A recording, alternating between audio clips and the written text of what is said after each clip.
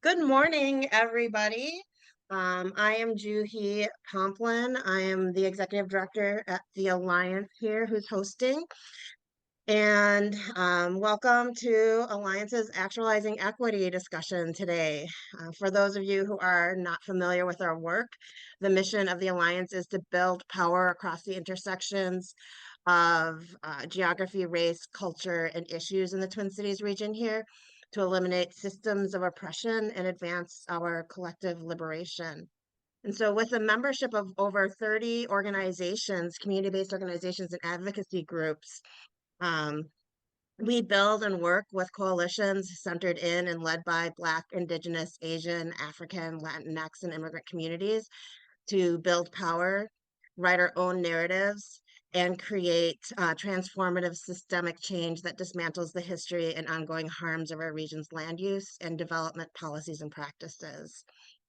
And so for many years now, the Alliance has been hosting the Actualizing Equity event series, and it continues to create space for community organizers and aligned stakeholders to build relationships, shared knowledge, and strategize together in our work to change the policies and systems that influence racial, economic, environmental, and health equity in the Twin Cities region. And so today we are exploring actualizing equity through cultural corridors and placekeeping. Place and culture are intimately linked, and from locally owned businesses to gathering places for arts, the physical spaces in our communities make up the fabric of our lives. They signal who is included in our vision of thriving and what we collectively value and invest in. So for years, BIPOC-led organizations have been elevating cultural corridors and placekeeping as tools for anti-displacement and equitable development. And from Brooklyn Park in the northwest suburbs to East St. Paul, the movement is growing here in the Twin Cities. And we are wanting to talk about what lessons we've learned in the past decade and where the innovations are happening right now. So we've got Anthony Taylor, who will be guiding the conversation today. Among his many hats, Anthony is an Alliance board member and a part of the Cultural Wellness Center here in South Minneapolis. And with that, I will pass it over to Anthony. Thank you for joining us. Hi, good morning, everybody. Good to see you all. I think this is going to be a great conversation, and specifically because I think that a couple of things have come up around the idea of cultural corridors and kind of economic development, and most importantly, there's a broad commitment around, and I think that people are using the phrase redevelopment.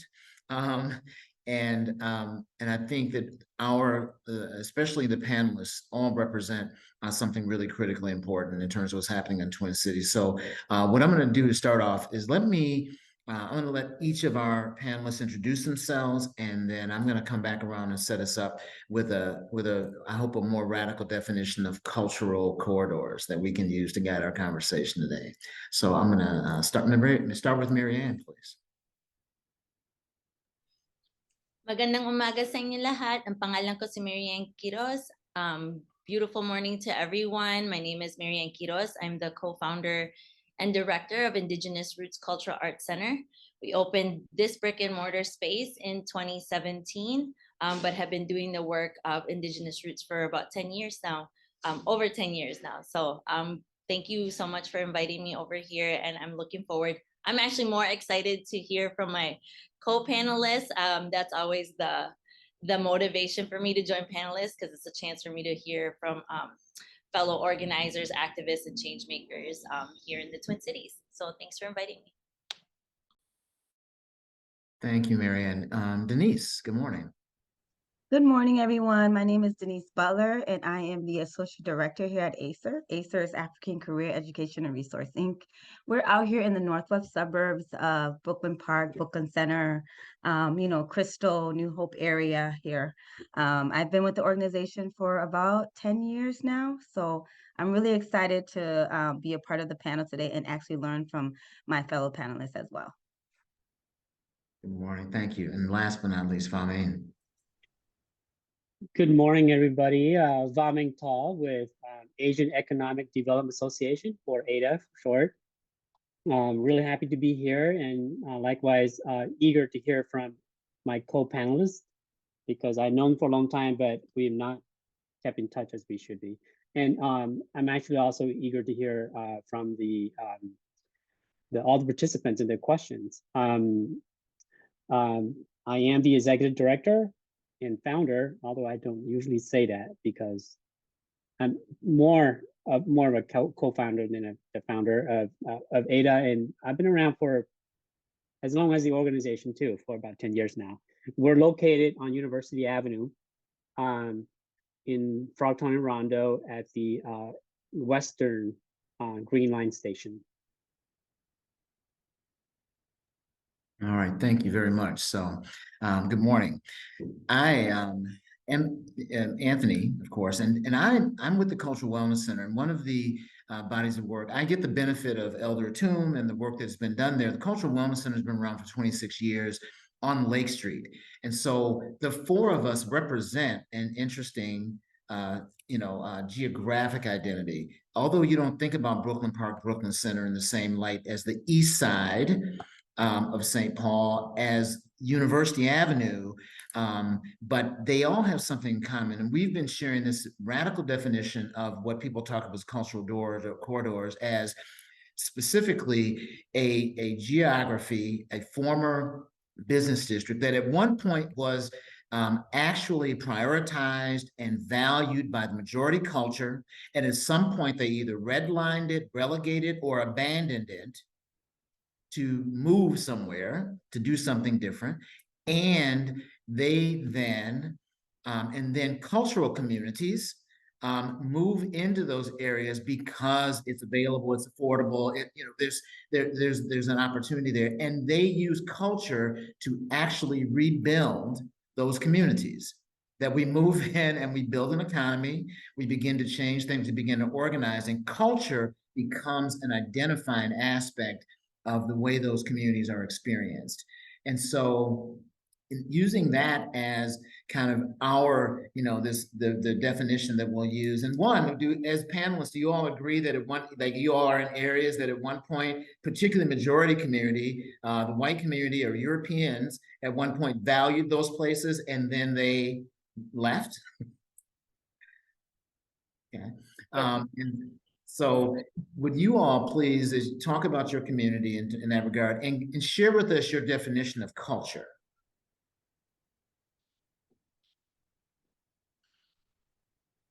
Start. For me, culture is the way in which we live, how we are with each other. Like, how do we enjoy each other socially, right? And socially, religiously, intergenerationally. It's the way in which we speak a language sometimes without even opening our mouths, because we are just within our culture, and we're unique about how we are together in our space. And because of that culture, a group of folks tend to migrate together and gather in space together based on the culture that they feel a part of, and they like to live in and like to play in and do work in, and as we will see and hear more in the conversation today, and also build businesses, right? Build a economic engine around it. So that's what culture is to me. It's a place in which people resonate with each other. The way they are together with each other, their social, where their social capital lies it's embedded in the culture that they live in. And that's how we think about culture here. When we think about the Northwest suburbs, in the Brooklyns and Brooklyn Park, you see a lot of that every which way you go, really, when you're in the Northwest suburbs. Thank you very much. Denise knocked it out of the park. That was perfect. So really hit those keywords. Culture is intergenerational life ways, our ways of life, how we do things. Most places, most indigenous cultures don't have a word for art itself, like the word art. It's a way of life of what we're creating, what we're making, what we're building together. And I think, because we live in the Twin Cities where it's very diverse, and you kind of go out of the Twin Cities, right? And it's a monoculture that is very European or based. descendants of. And here in the Twin Cities, we're really blessed to have diverse cultural backgrounds from everywhere in the world. And so for us, it's like, yes, we need spaces, cultures being able to preserve and practice and share and exchange our cultural lifeways. But also we have a lot of young people, many generations of mixed young people, of mixed races, of mixed cultural backgrounds. So that's also like one of the things that we continue to make sure that we are honoring cultures, and that's plural, because all of us come from many different backgrounds as well, whether that's due to colonization or globalization or anything like that. But yeah, I talk a lot. So Anthony, you gotta snap me out, but Denise hit it on. Yeah, totally. I think both of you hit it out of the park. The only thing I would emphasize is that for me and for our organization, it's really also about what we value, you know, not our values, you know, not like values in that sense, but what's important to us, you know. And I think we'll talk more about this later on, but for AAPI communities and especially for Southeast Asian communities, and I am Hmong, so I should just speak for my own community. You know, Marianne said, you know, like many of us are children of immigrants, so we're multicultural in that sense. But there is a core value to being a Hmong person, for example, and it's important to kind of define what that is, understand what that is. And even though, you know, we might be influenced, or we are, you know, we are culturally fluid. Like when I'm with my mom, for example, I speak in Hmong, but when I'm out of the house, all I do is speak English. Or, you know, I might be just listening to pop music one day, and the other day I might be listening to like traditional Hmong music.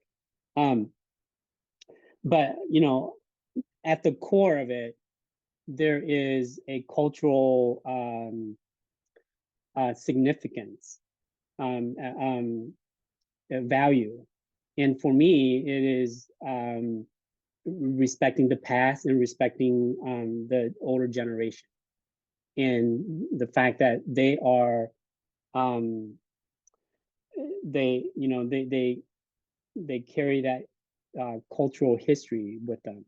And so that's very important to me as well. And I think we tend not to kind of think about that stuff, like what happens in the past stays in the past. But the cultural history aspect of culture is important to me. Yeah. Well, and I think I really, when I'm gonna, I love the word that you use, Miriam, on lifeways, right? I mean, in describing those things and then what we value. And can you all do me a favor? And when you think about the communities that you're serving, can you talk about the cultural communities that are rebuilding the community that you're anchored in, right? Because I think we've been on a call together, and I just, you know, we won't use BIPOC today. We'll be very specific, right? That when you talk, can you talk about the cultural communities that are rebuilding the communities? And if there's multiple cultures and how that's emerging, please talk about that. And can you also share a timeline, if you can, of the cultural community's presence in those communities and the first businesses that emerged, right, supporting those communities? Is that, you got all that? Can you all talk about that in your areas? Because I think those are very defining characteristics of what we think about as cultural corridors now, right? 20 years later, 30 years later, 40 years later. So sure, yeah. I actually, I'm not sure that I don't use cultural corridor. Only when I have to speak to that's right. So that particular audience. It was in the title, so I just exactly. And because corridor to me is very limiting, it's like there is a boundary, a geographical boundary where our culture can happen, and so I know it's part of the community, the language of the community development, the sector that we're in, but and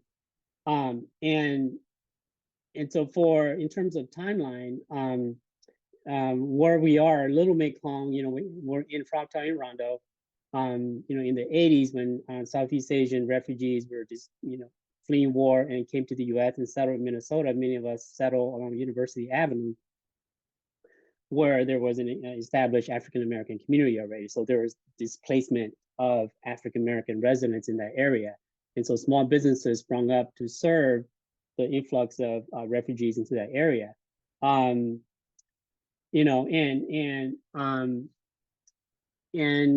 businesses begin to sprung up to serve the community. So in terms of timeline, it's a 40-year span of time.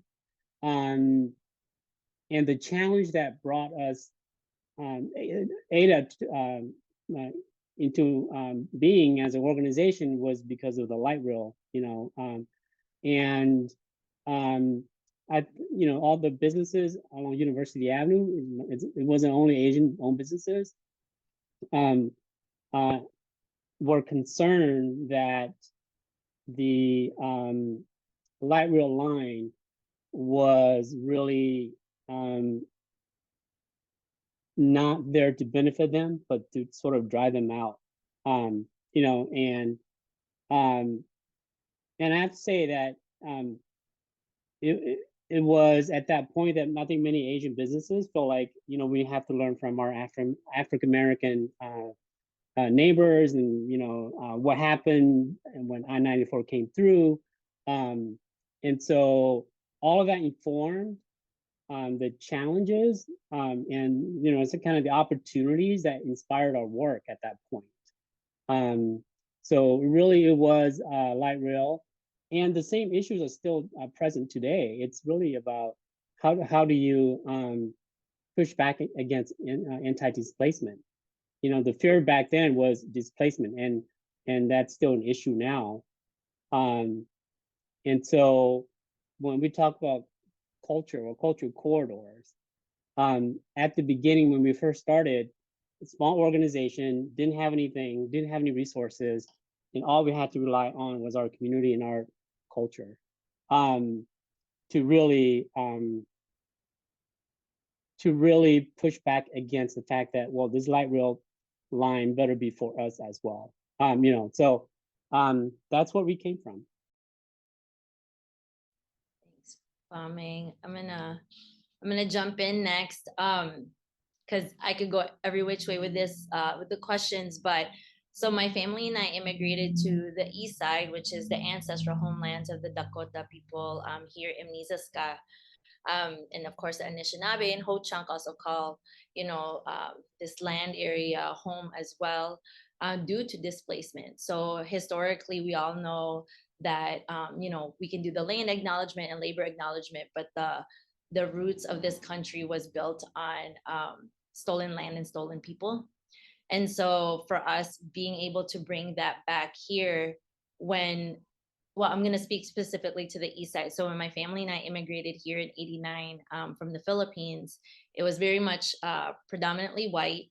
And then through the 90s, like especially late 90s, the demographics here in the east side has changed. So the east side of St. Paul is actually 30% of the land mass of the entire city of St. Paul, and 30% of the residents of St. Paul call east side their home. And so back, when colonizers started coming here to the east side, it was predominantly European descent. Sorry, we have folks here in the building, but they're really excited to be here in the building. But in the 30s, 40s, 50s, 60s, a huge part of 7th Street was actually the automobile businesses. So even the building that we had in the 50s was a show car rambler, or showroom car rambler. That's what they called the building. And then, a printing shop came in. 3M was here. And then 3M took a ton of land and, you know, built a ton of buildings that, you know, back in the day, there wasn't really a lot of environmental policy. So they just did whatever and left. When they left, they moved to Maplewood, but it's literally like a smidge off of St. Paul. Like I live by 3M and it's still by the east side, but you know, they don't have to pay St. Paul taxes. They pay Maplewood taxes. So all of those things come into play when we have a ton of businesses and factories and large enterprises that are here in the neighborhood. And when they up and leave, you know, it becomes this it becomes the investment. I don't know, is that an English word? Well, the divestment, there you go. The divestment in the neighborhood really causes ripples, but East Side has always been home to immigrants and refugees because it is one of the neighborhoods in St. Paul that still remains affordable and fairly accessible as housing rates are going up. A lot of folks don't have business storefronts. So on the East Side, now 60% of the residents of the East Side identify as Black, Brown, Native, or Indigenous. You know, that's, and then 30% of that 60%, 30% are identify as Asians, Asian Americans, or people of Asian descent. So it's very diverse over here. So for us, it was really important to open Indigenous Roots as a multicultural hub, as a multidisciplinary hub, as a multi-identity, because we all walk from different worlds, and being able to create a space where we can show up fully as ourselves, not by, oh, I'm half this, I'm half that. So even my children, when they present themselves, when they introduce themselves, they always identify as Indigenous, Mexican, Filipino, or Indigenous, Mexica, Nawa, Filipinx. So it's never like, oh, I'm half this and I'm half that, because we're never half of anything. We're not partial to anything. We need to be able to come as our full selves. So for me, it's really important that culture is, I'm very grateful that culture has always provided for myself and my family, and I think it will continue to do so. That's why we need to create a shift in investing in cultural practices and cultural lifeways, because that is what's going to build creative economy and boost our economy as well. Thank you, Denise. So yeah, you know, I've been pondering the question and had some time to really know where to dig in. I will let everyone know, originally, I used to live in St. Paul, 511 Tedesco Street. I'll never forget that neighborhood, right? I wasn't familiar with how the neighborhoods are mapped out, East Side, Frogtown, or whatever that is. But I know we were, it was predominantly African-American and Latino community. And I think it's near a brewing company. It's just Smith or Summit Brewing, whatever the brewing company is. But in 1992, my parents moved to Brooklyn Park. And my parents are from West Africa, Liberia. So oftentimes when I'm talking about a certain group of folks and culture, I'm actually talking about, you know, West African or the Liberian community. And so what happened is the state of Minnesota has about, you know, 40,000 Liberians, right? And the northwest suburbs, Brooklyn Park, Brooklyn Center, probably has about 17,000 Liberians. And what tends to happen is, like, whoever comes somewhere first, they'll, you know, I tell everybody else, get on the phone, make phone calls, come here, come live here. This is the place to be. And so although you would find that Africans are spread out all throughout the Twin Cities, no matter which part of the state they live, everybody knows Brooklyn Park and Brooklyn Center. Everybody shops here, plays here, you know, and often, and we see a lot of folks live here. And so when we talk about culture, that's how powerful the culture can be.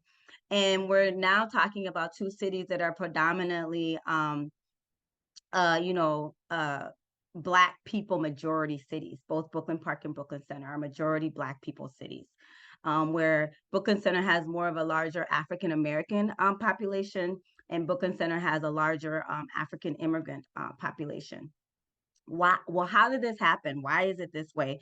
You know, some of it is because people got pushed out of neighborhoods from Minneapolis. When you talk about African American moving here, and then also people got, you know, tend to congregate where other people like them, and that culture is vibrant there, right? And so that's how people ended up in this area of the state. And I think what the first things that tend to happen is that we recognize what's not here when we're here, what part of our cultures are missing, and we start to create that, right? You're talking about a time when big box brand stores have left. There has been a lot of white flight in these cities. And so we come here and we say, okay, what's missing? Our food's missing, right? And some of the first anchor things that have happened for these communities to continue to come here and be stable here is grocery stores. Like oftentimes the first thing that people would say, oh my gosh, I want to cook this, I want to cook that. I need the ingredients. Where do I go? They don't have it. So what are we going to do? We're going to open our grocery store. And, you know, I don't know how familiar are some of you guys are with people in the neighborhood, but in the community, but like Kwaku, he opened the first grocery store in Brooklyn Park. And if you're familiar with Brooklyn Park, where the Quick Trip is, that's where his store was, right? And out of that, it's a strip mall here. They're still vibrant, still 100% ethnic businesses in there. African immigrant and African American businesses are in there till this day. And I want to believe that grocery store actually happened before we moved to Brooklyn Park. So that's to show you probably since 1990, folks have been here and doing business here. And out of that has grown multiple more grocery stores, African restaurants. You know, we have such a vibrant ethnic market here that the culture has created, again, because we had a lot of white flights. And ACER started was in our name, it's African Career Education and Resource. It started as a volunteer thing where people realized that there's so many things that's not here. How do we bring it into one space? How do we make it visible? How do we share the information? And so that's how this organization started. It was strictly volunteer based. You know, a bunch of Liberians, some other African folks got together and they decided we need to know more about the school systems, right? We need to have access to certain jobs, right? We need to know how to start careers or upgrade our careers or start a career. And so it's like, let's do this fair and bring everybody here into this space to us. Let's bring the resources to our community instead of our community having to go look for these resources outside of the community. And that's how the organization has started, right? And we continue to be here. If you fast forward to the fact that Walmart has left Brooklyn Center, Aldi has left North Minneapolis, however, our local mom and pops are still here because we value our community. We know our community has the economic power for us to be here and thrive and continue to be vibrant. And so, you know, bye to those folks. Continue to welcome our folks to continue to be here and grow. And we're going to be here and be intentional about how we support that growth. All right, thank you all. You all talked about the businesses that grow to serve the community. I mean, I think that's the other thing we this idea there, or what's not there, right? That is part of our culture, and then we create those. Can you talk about not just the business development, but are there specific things you would talk about as cultural economic strategies, right? And how are those strategies working in your communities? How are you using them actively? And so in those businesses starting, right, or people having access to purchase a home, it's like a susu. And a susu is a way in which we kind of bring our capital together and how we make capital available when we know that we cannot go to the conventional places and access capital, right? How we make capital available for people to purchase homes. How do we make capital available for people to even occupy a rental space? How do we make capital available for people to start, you know, owning businesses and starting businesses? So those are some of the economic things that we as a community create for each other. You'll find that people are working home health aid jobs. They're not the most high paying jobs, CNA jobs, but faithfully $250 every pay period, they'll put it into a pot. And just yesterday, I was talking to somebody and he's like, oh, I'm so happy my susu is my time to eat. That's what they call it, when it's their time to get from the pot. I'm about to get $8,000. And that $8,000, girl, is going to help my mortgage. I'm going to be able to pay my car note, you know, and so she can't go to the bank and get an $8,000 loan, right? And so technically, she's getting that from being a part of this economic engine and banking system, basically, that we have created here as a culture, as a community, to be able to continue to support, businesses, home ownership, and various other things. That is the history behind why we continue to be here. Like, culture is capital. Culture is capital for community. It really, really is the capital for community to continue to be here and grow. Thank you. Vami or Marianne, a similar story related, a very specific cultural economic strategy that's working. Sure. Maybe I could answer this from the other side. So I think sometimes culturally based businesses are or cultural practices could actually hinder business development. So I think when people hear of a cultural business, or an ethnic business, they automatically think that business cater only to their particular community, right? And many of our Asian businesses, Hmong businesses, I mean, they just cater to the Hmong community, and so it's very culturally specific when you think about it. And so these businesses are at a disadvantage. And so how do we address issues like that? We address so we want to make sure that yes, they can still cater just to their community, and as long as they realize the opportunities or the challenges that comes along with being a really culturally specific business.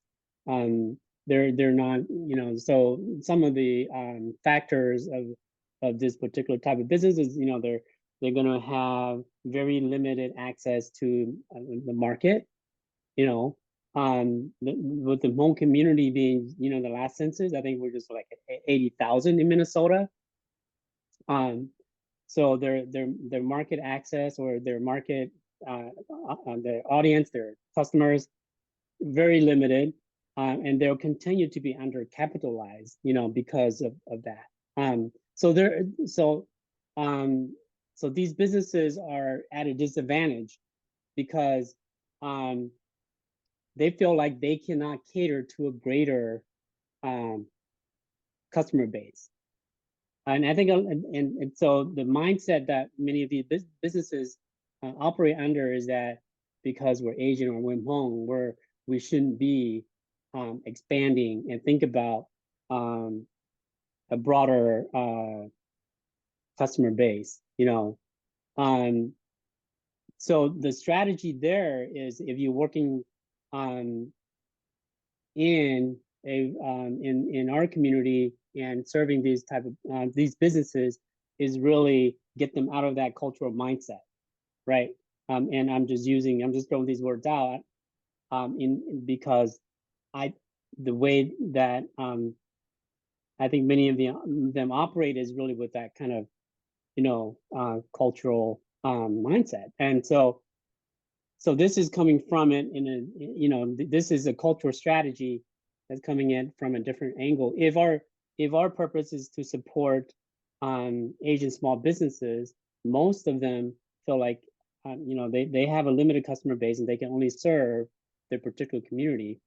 And I think that sometimes actually create tensions with the larger community. So many Asian businesses are in other neighborhoods, in non-Asian majority neighborhoods. And on university itself, I think members of the African American communities would say, Asian businesses are sometimes not welcome because they feel like they don't serve African Americans. They only serve Hmong or Chinese or whatever. So these are a lot of the issues that we have to come up with strategies to deal with for many of the business that we work with. So I'm not necessarily providing any solutions here, but I'm kind of describing, how do you create strategies that's culturally specific to serve sometimes culturally specific businesses. I'm gonna echo what Denise said because it's good to hear what susu is. And our language, it's called paluwagan in the Philippines. Paluwagan is this rotating savings, short-term like investment among friends and families and relatives. In the Latino community here, it's called a tanda. So it's just a way for savings, which I think is an underrated and it should be used more often. Well, it's used enough. We use it in our communities, right? So US is sleeping on that opportunity, but that's how we survive and thrive and continue, to build our own capital, that cultural capital that Denise was talking about. And then for us, those are one of the things. Yep, that's right, Ricardo, tandas. Yep. And so one of the things that we also do is really focusing on our cultural assets and our strengths. So for us, like we've had many artists come into this space and say, I really want to exhibit my artwork, but I can't get into any galleries because they take like 50% or have to put something down. And for us, we do a lot of barter systems as well here. So, we're blessed with many murals, both inside and outside of the building, a lot of public art. Folks will come in here and clean up space if they're hosting an event. And so we do a lot of artist incubation programming too, where we'll give, $500 to the artist to put an exhibit. We'll provide an opening and closing reception. And then, 100% of the profit, if they choose to sell their artwork, goes to the artist. And if the artist wants to kick something back and donate to the center, then we'll happily receive it. But being able to provide the opportunity, the resource, the space to create income for themselves we have to see it that way, right? Like it's a holistic picture of if I'm good, you're good. If you're good, I'm good, then we're all good. And so that's kind of the things that we definitely focus on here is the rotational and sharing of abundance. So I just kind of speak to a little bit some of, in no way are we saying that, our cultural businesses don't have sustainability and growth issues, right? However, I think it's the same culture we go back to find solutions, right? Because our businesses, being cultural businesses, there's a model, there's a niche there that works, and they can have sustainability. Like I always like to take into consideration, we had was once an Asian grocery store, was there for 30 years. And this generation are not easily walking into mom and pop's grocery store and wanting to take it over, so the kids didn't want it anymore. However, there was a Latino restaurant next door. So now what now used to be an Asian grocery store is a supermercado, right? And so, but yet and still that grocery store continues to remain in the community because of that cultural aspect that continues to exist, right? And then there's a thing that we have always done, even in the African American community, cooperatively, is working together cooperatively, right? So it's another model that our cultural businesses can use to help for that growth and sustainability and for startups. Western European businesses, they start and fail just as much as we do, right? But there are certain models in which that helps to those sustainability and helps with that growth. And I feel like what has happened is the capital in Western, when it comes to, providing capital into Western communities or Western cultural and Western businesses, the capital speaks to their model. And what we need to continue to be able to do now is say, hey, this is a model, it's sustainable and there's growth in there. How do we make sure that whatever is in the ecosystem can be able to speak to growing that and be able to supply it and give it the capital that it needs? Yeah, those are, great comments. And I think, there's also, and I think, is there, one of the phrases that we talk about is sometimes there's cultural insulation, right? That exists with, like when a business is growing and the service and products and things they offer have a unique presence in the market, right? Because Cub isn't going to be able to take a risk and be on that product. So there's also some insulation during growth mode that you get from having a relationship inside the cultural community and kind of what's growing until it gets stronger and more sustainable. And then many of the businesses we talk about then do offer them to the general market, right? I mean, there is a way where people figure it out. And as that happens, can you all talk about ways that you keep it from, I think that, you know, one, it becomes about consuming culture. You know what I mean? Where all of a sudden that the restaurant started out and is serving a Liberian community, and then all of a sudden they start promoting it in Plymouth, because Plymouth is right down the street, right? So then there's a way where now it's consuming culture in your community. Is there a way that we're pushing back even on letting our communities be called? And I think, Vamin, to your point, a cultural corridor where now culture is consumed by communities that are not part of the community, right? You know, there's a way where we actively start promoting and doing this and selling culture. You know, how do you all deal with that, and how is that showing up in your work? Yeah, I mean, personally, I have a lot of ambiguity about this, Anthony. But the way I comfort myself is that we live in a consumer society, and if we're going to sell a culture, we want to do it ourselves the way we want to. So as long as we're doing the selling, you know, there's some comfort there. But you know, because others are exploiting our culture all over the place. You know, you can go to Southeast Asia and you see Hmong people catering to tourists, or their national government selling Hmong culture to attract tourists, you know, because it's such a big industry in those countries. And so in many ways, you know, that appropriation is actually hurting the culture itself, even though, you know, it might be generating economic value. So for us, in terms of working in our community, it's better to control it, you know, because than, you know, being controlled or being relegated to you know, a status that has no economic value. So for me personally, I think it's one of the reasons why we do this is that we want to be in control. We want to be able to control the developments in our neighborhood. We want to be able to have communities say in what types of businesses are in our community. We want to be able to support cultural programming, cultural activities, cultural flourishing in our community that reflect us. And if you want to consume it and if you're not part of our community, we welcome you to be part of our community and to learn, to understand, and to pay for it.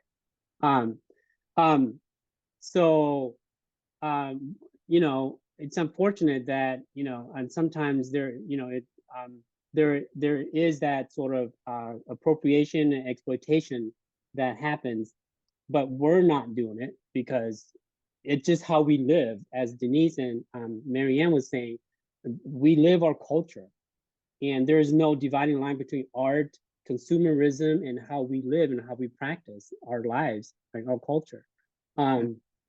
And because we are living in a capitalist society, if you're going to buy or consume our culture, we want you to invest in it. Right. Well, and as the two of you answer as well, I also hear something in this where is part of what we're trying to do, maybe, is to challenge the capitalist system.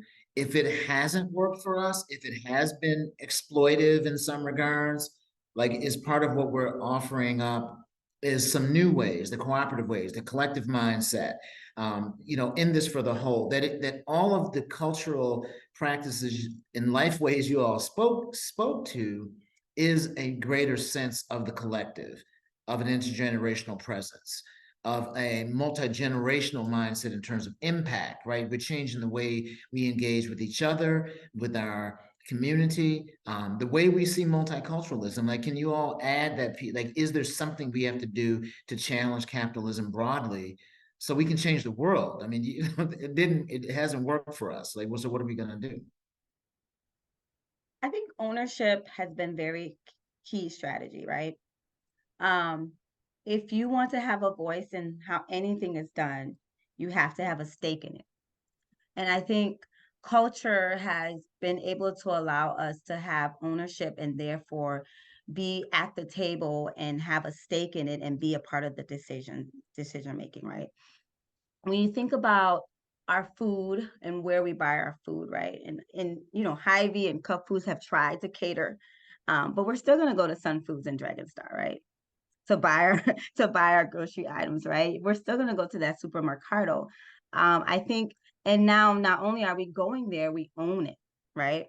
Most of the places I've talked about are owned by the cultural groups that I'm talking about. I mean, they brought their capital together and they bought the building, right? And oftentimes we know when something wants to happen in a community, it's hard to get past the owner. And so when you have a group of the same folks that are doing, living, working, playing, business together culturally, right, that really provides that ownership and allows them to have a voice, right?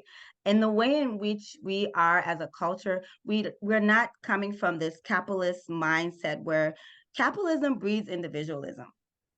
Capitalism breeds division, period, right? And so I think that is the ability of the various cultures that we're sharing and talking about here. That is the strong suit of us. That is our strength.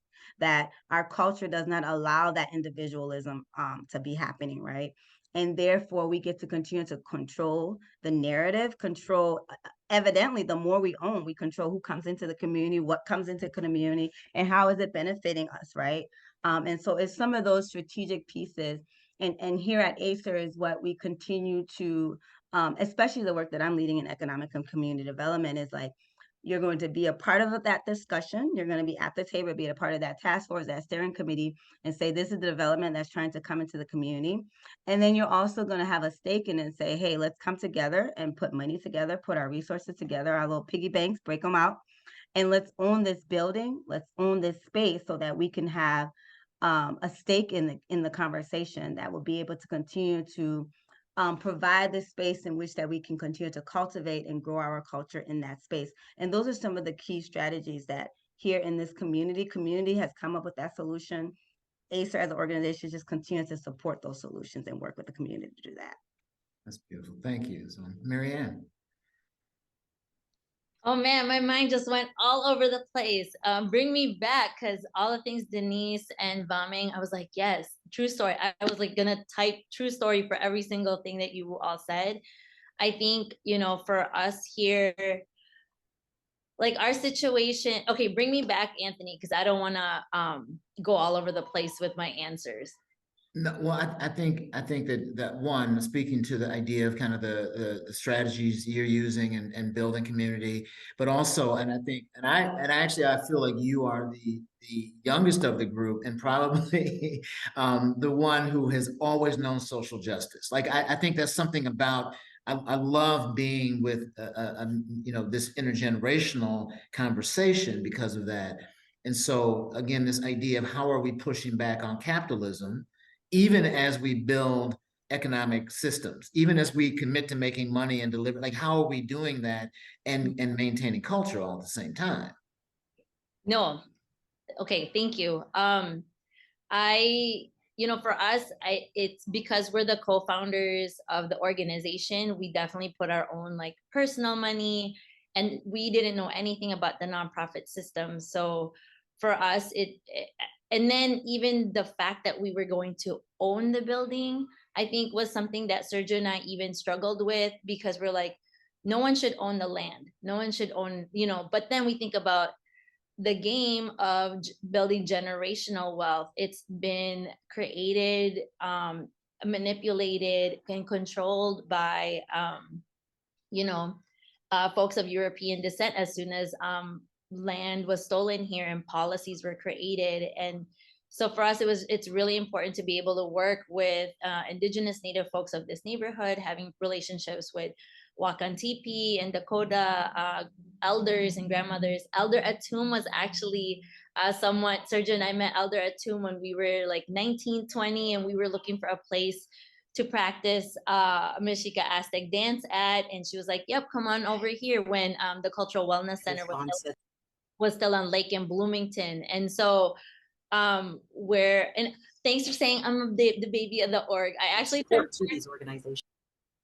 turned 43 tomorrow.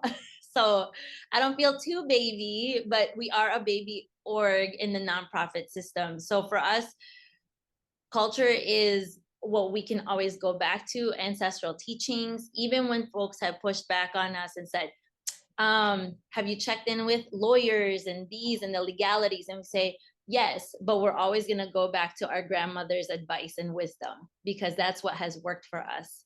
And the ancestors have our back. And so, and we learn a lot of things. It's a huge learning curve, a huge growth for us, but there's been grants that we've turned down because of what it's tied to, you know, thanks. And what it's been tied to. So, you know, we were doing a lot of work out in Standing Rock. We brought youth out there and elders out there and did a caravan for like 4 or 5 months, the last months that they were there. And we're not going to say who it is, but somebody did approach us and say, hey, we would love to give you some money. And we're like, of course, we'd love some money. But then we found out who it was. And we were like, well, until you can divest from the pipeline, we're not comfortable taking that money, because what you're investing in is actually killing and destroying the waters and the lands that we're all dependent on. And so we encouraged this funder to think about practices that they can change in order to align more with the people who they want to invest and give grants to. I don't know if they have, I didn't ask, but you know, that's just one of the things, like not all money is good money. And actually the concept of money, and that's why we go back to bartering, right? Like the insanity of how our young people are already starting their lives, their adulthood lives in debt because of student loans. And then we're stuck, we're like enslaved to that system because we can't prosper and get out of it. So we need our cultural neighborhoods. We need our culture to be able to keep going and advance. And when I think of wealth, I'm not thinking of a multi-million-dollar mansion on some lake. I think of wealth as my health, the health of myself and my family, that we're able to have enough financial freedom to be able to go back to our homelands if we need to, if and when we need to. And so that for me is really what is a healthy economy, is that when we can take care of ourselves and one another. Beautiful. So I know that there's a backlog of questions, and thank you all for the beautiful comments so far. We're going to keep going. Juhi, can you share a couple questions that have kind of come from our family of participants? Yeah, I'd love to. Thank you. And fantastic discussion so far. I think it's really getting people to reflect and want to ask more. So I'll start with a question from Yordi, and I'll invite Yordi to unmute if you want to ask your question further, but I'll just give the highlight that Yordi's asking about finding the space to dream beyond existing corridors, kind of to Ma Ming's comments earlier as well. So Yordi? Yeah, I think you got it, Juhi. That's kind of about it. I just wanted to hear, I think dreaming can be overwhelming sometimes, just to think about like what y'all are doing a lot already. So just to think about what y'all are doing and like how you imagine your work in like 10, 15 years. And also just thinking about beyond this constraints of cultural corridors, sometimes that feels like that's what we're allowed to be at. Like what else can we do, and like what would that look like in your work? Yeah, I think there are examples that sort of don't fit with this cultural corridor concept. I mean, in St. Paul itself, you have and all over Twin Cities, you have cultural malls, and they're not in any cultural corridors. And then of course you have small businesses everywhere, and you have communities of color, or people of color living everywhere. So we're not just in one neighborhood, even though, there is concentration. in certain parts of the Twin Cities, where we come together. And so I don't want us to kind of think that, you know, cultural corridor is the only strategy to support our communities in community development, in you know, and the other thing to think about it too, it's like when you think about University Avenue, especially western part of University Avenue, where a lot of Asian businesses, it kind of grew organically over the decades, right? And so wherever people live, it's going to happen there. And how do we support economic development in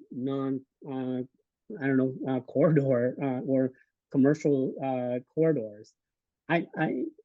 I think a lot of it has to do with our zoning, you know, in our cities, and that's just, I think our zoning has to accommodate our cultural communities, you know, and so we work with many home businesses who can't qualify for any type of resources, you know, grants or loans, because they don't have a storefront on a commercial corridor, because the zoning is not allowing or not recognizing these type of home businesses, for example. So I think some of our zoning laws are out of date, and they do not accommodate immigrant experiences and immigrant-owned businesses, right? And so that's why I think there's this focus on commercial corridors, Main Street. This is, you know, our Main Streets are important, obviously. But I think sometimes it doesn't work for many of our businesses in our community. So, and one of the solutions is really looking at our zoning codes, right? Where we can establish businesses, and how our businesses operate. You know, for example, I think many immigrant businesses are used to having their businesses on the exterior, you know, on the outside of the storefront. And in many places, you can't do that in the Twin Cities, right? You have to be in a brick and mortar, and you can't, you know, there's a clear line between the business and the right of way, and you know, so that's one area where we can work on to support businesses everywhere, not just in our commercial main streets or corridors. Yeah, well, I'd love to add something. I think in terms of that question, because I think that the panelists started to talk this. I do agree. It's not cultural corridors. It's the idea of thinking about cultural economics, right? It's this idea of, you know, what are the principles, practices, strategies that are culturally grounded in our relationship to money, the way that we organize collectively, the outcomes, because one of the great challenges we see is, and I think Marianne and Denise both spoke to this, is that there is no way that a traditional financial system will acknowledge the power of the susu. Right. And I mean, and I have seen it. It's something I'm personally working on. I've seen it in every cultural community that is, or they have a strategy of the way that money flows inside of a community, but it's invisible to the traditional financial system. So there's no way to give credit for it.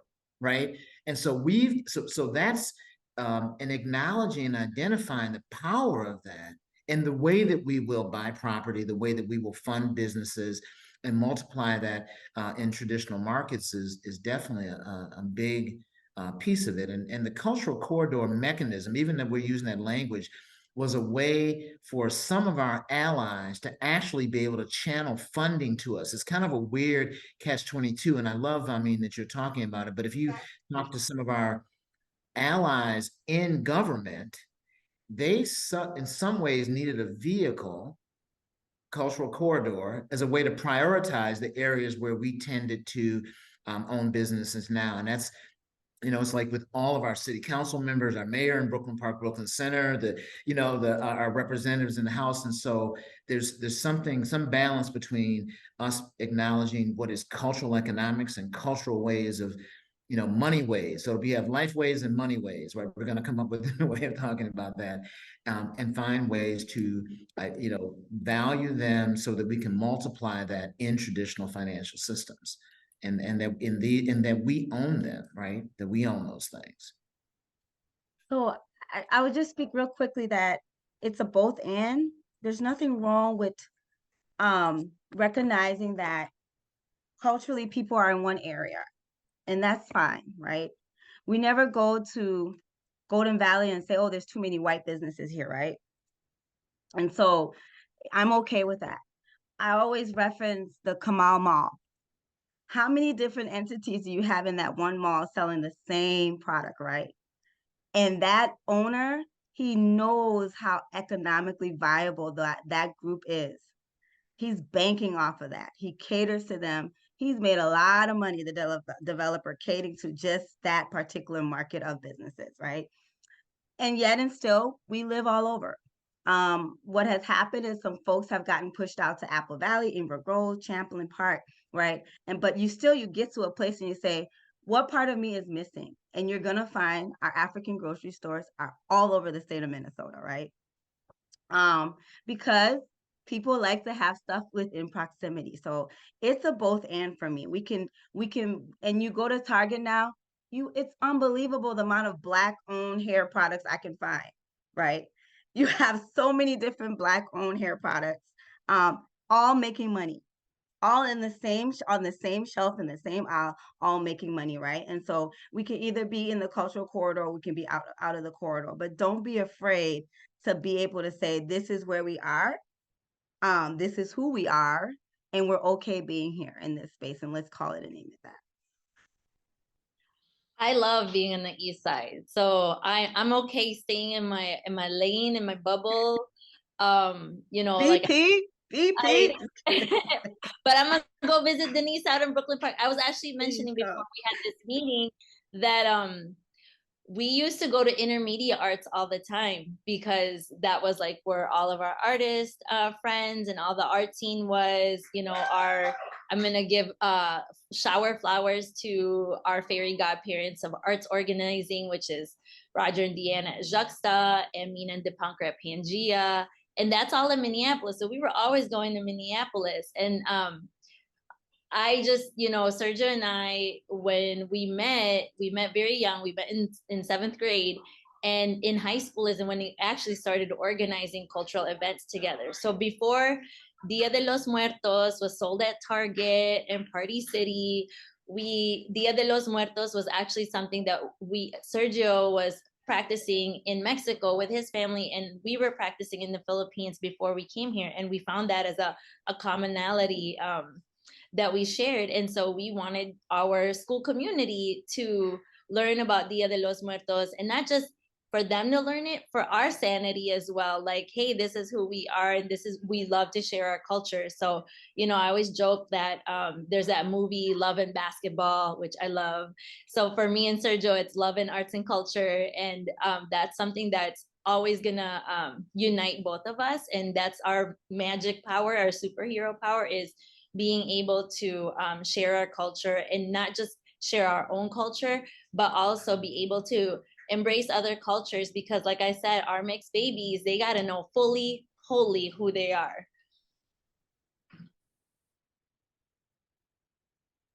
So Juhi, do you have another question for us? Yes, we do. Harry Zallen Johnson has a question around policies and practices.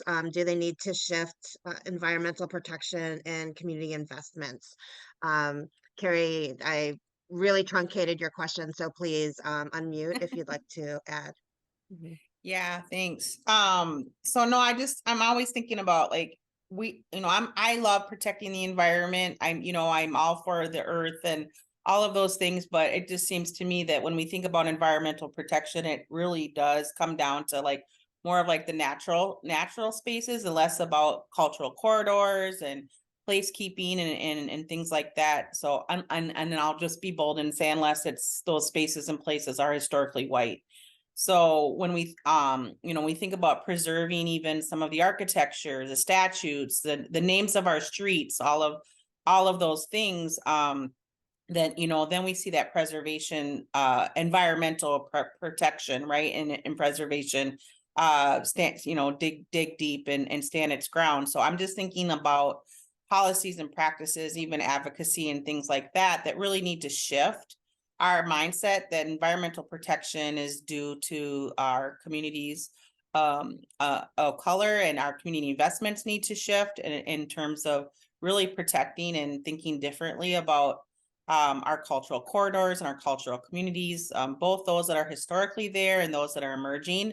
And also I think of Rondo community in particular, right? Like, we still have a long way to go, and they're you know, we can't take out 94 and give that space and that community back its land, or its community that was once there and was destroyed. But we can know better and do better. So Thank you. Thank you, Carrie. I'm just going to jump in because I was just at the Twin Cities Film Fest last night, and I watched this film called Oyate. And what was said there was really true, right? Scientists, modern day scientists right now, who are predominantly of European, white descent, are, you know, they need the data. They got to have the data. But if we look to Indigenous peoples, especially those that have been in this land area for thousands and thousands of years, they already have thousands and thousands of years of research, right? And they pass it down through oral history, storytelling, through creating. They know, they've already observed the life cycle of nature thousands and thousands of years, because it's different in every region, right? So really the scientists or the researchers we need to be going to are the Indigenous peoples, the native peoples of this land, because they have that connection already. And so when we think about environmental justice, we need to be able to have, and again, I encourage everybody to watch Oyate, because it really touches on all the history of historical, not just historical, because it's still current day. There's still genocide happening amongst all of our peoples that are here, whether you're a native descent, which is in higher rates, or our Black, Brown, Indigenous folks here. So as far as environment, I agree with you. And I also feel like every city needs to invest in solar panels and all of those things, and making that accessible for business owners to have. So, because it's I'm just using solar panels. I'm not saying that's like the end all be all for environmental justice, but something like that where we can really make, start creating shifts in the way that we practice we run our businesses and practice what a cultural corridor looks like in our neighborhoods. I think when we talk about environmental justice, we can't ignore environmental racism. I think many of our cultural corridors are sites of environmental racism. You know, and that's a huge issue. You know, some of our communities have dump sites or landfills. You know, sites that have been polluted, and no cleanup, no resources for cleanup. But I'm just going to focus on even small businesses. And as Anthony said earlier, cultural corridors are places where white flight happen, and the infrastructure, the buildings are old, they're not energy efficient, and usually we're the last places where we see the benefits of new technology, green technology. So we're left behind. I can go to any storefront in Little Mekong, and I've learned something about this over the years, that this building is not energy efficient.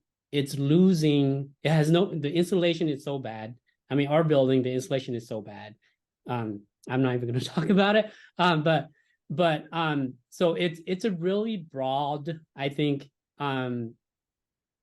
environmental issue, because many of our businesses operate in old, really old buildings and it's going to be decades and decades before they could access any type of resources to retrofit, if at all. These buildings were, they could be, they could decrease their negative environmental impact. So there is no resources for any of these businesses to tap into to upgrade their facilities, their buildings, right now. That, and it's really tough, and it's not on the priority list of things to do to support our businesses. Well, and what I'd love to add, it has to be on our priority list. I think that the challenge, like, we have to be intersectional in the way that we are, because we're leading this now. ACER is leading it, Cultural Wellness Center is leading it. We're leading this now. So as we step in as leaders in this space, we have to do two things. Is we have to, one, get everyone to acknowledge the fact that you're absolutely right, Vamin, is that one, communities that we live in, that we have absorbed, that have been abandoned by the Europeans as they left, were, first of all, they were abandoned. Secondly, that there's been a clear, a disproportionate citing of these environmental hazards in communities that were red on and relegated for people of color. And this is important, even as we acknowledge this, is that many of these communities that are being absorbed by new cultural communities were Black communities at one time. And I mean Black as an African American. So there's a lineage of this way that we've traded this off. So it's a continuation of that. And even as we share the narrative, there's a way where we can make it that the actual creation of what we think of the environmental justice movement was a Black community's response to what was happening to it in 1980, right? So this idea, again, this is what we have to integrate into our narrative, and we have to integrate into our work. Is every time we build a building, we have to fight for the environmental upgrading now. Like, we have to make that part of every dollar that we ask for. So we're not just looking at the business development of it, you know what I mean? And that's really part of our work. We have to do both of these things simultaneously, and this will be a new way, because the old paradigm was singularly focused on profit motive, right? That was singularly motivated by a short timeline about dominating the environment.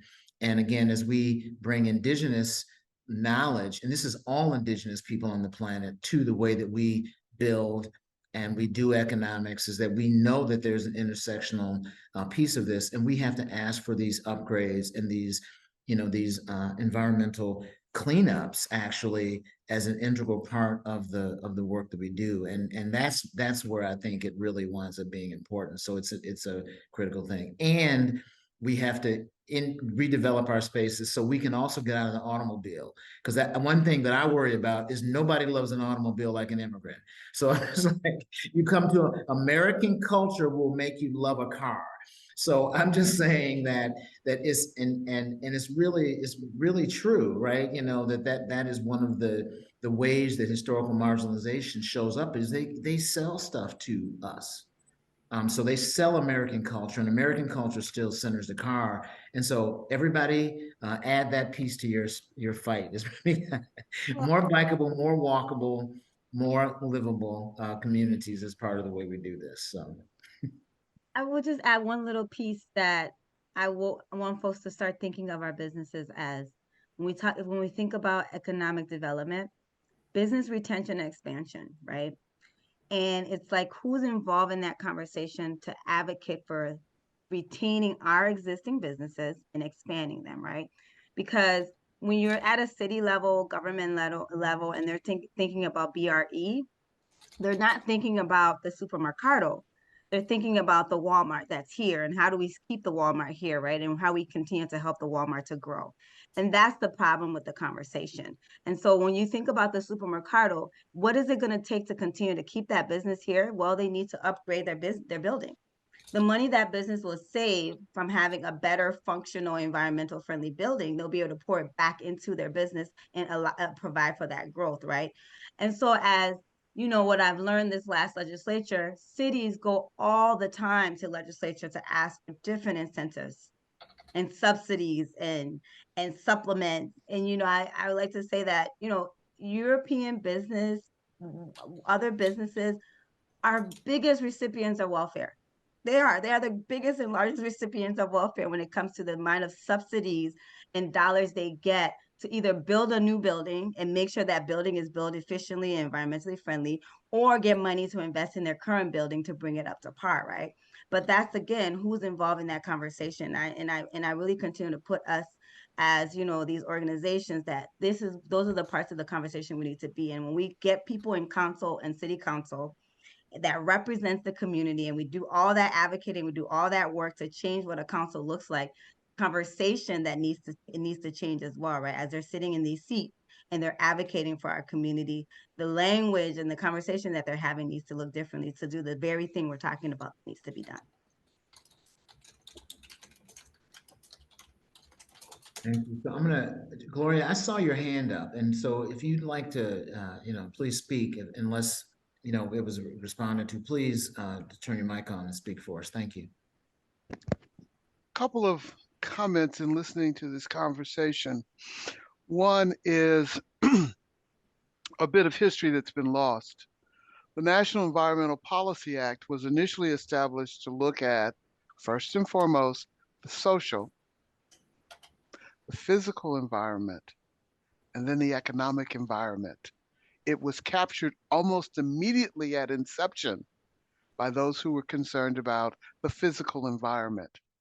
If one simply goes back and looks at what is already on the books in the National Environmental Policy Act, one can see the opportunities and the ability to utilize that to address the social and economic elements that we are talking about here. It was simply captured initially by those who were only concerned about the birds, the bees, the fauna, etc., which, while important, caused us to lose sight of the social and economic environments. Mr. Taylor, I have a cautionary note about the automobile. I was recently in a meeting a global meeting that included representatives in transport from the continent. And they talked about the emphasis that the G7 type nations have with respect to walking and biking. And what they brought up was, in their cultures, those two particular modes of transport were used as means to deny freedom, to deny access, to deny opportunity because of the physical limitations associated with them.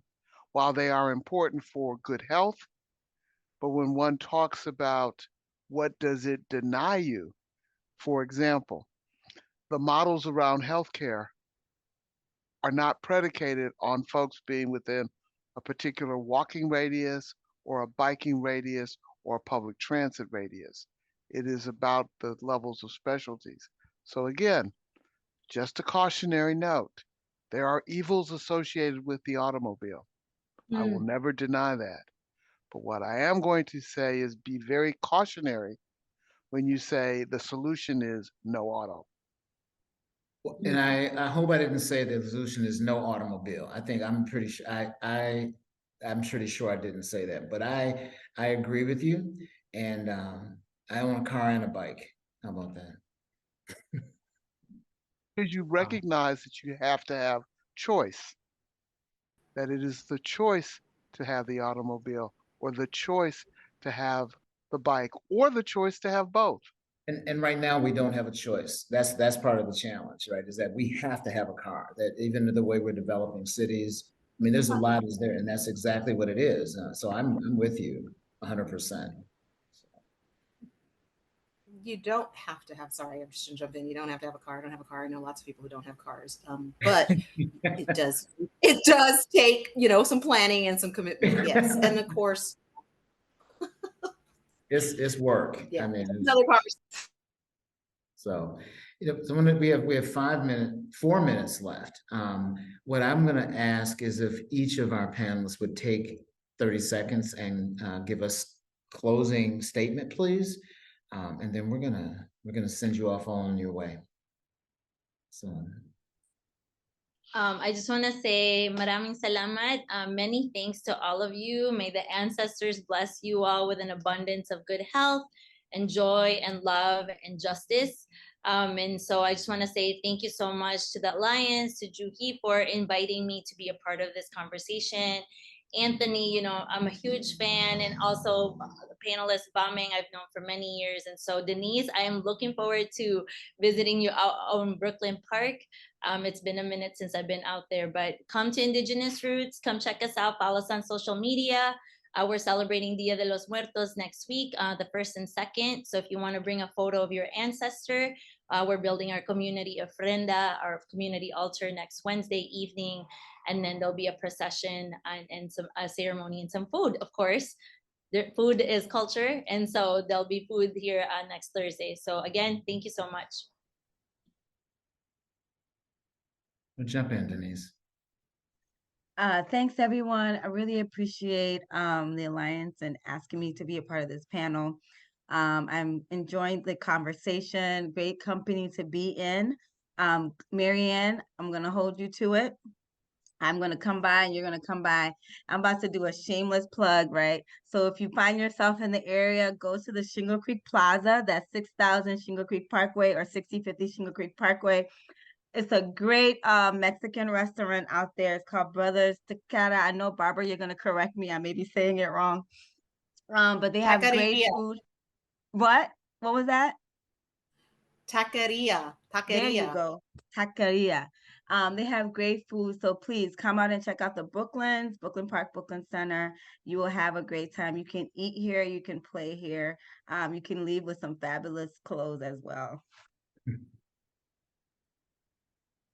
I just want to thank everybody too. Thank you to Juhi and the Alliance for inviting me to be this panel, and thank you, Anthony, for moderating.